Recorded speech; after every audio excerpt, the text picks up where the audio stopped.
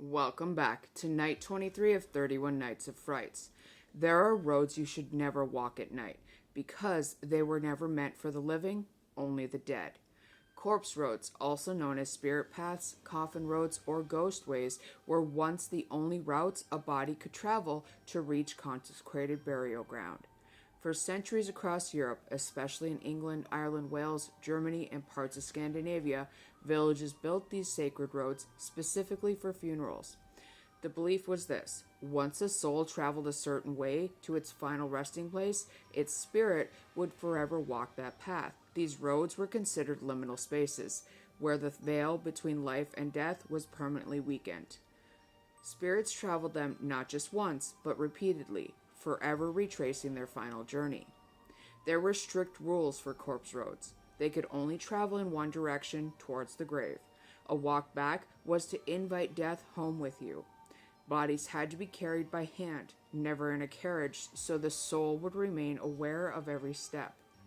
Funeral toll bells were rung continuously, not to mourn the dead, but to warn the living that spirits were passing.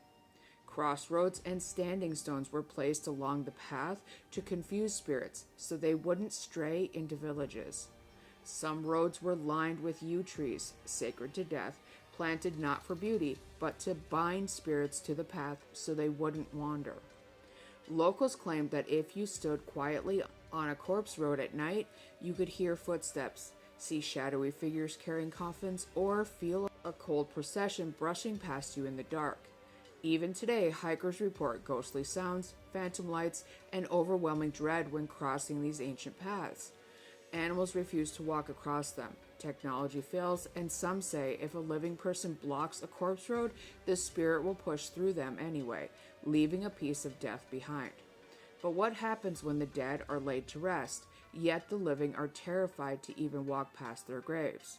Tomorrow night we step into the graveyard itself, where every superstition has a purpose, and breaking even one could cost you your soul. Follow, if you dare.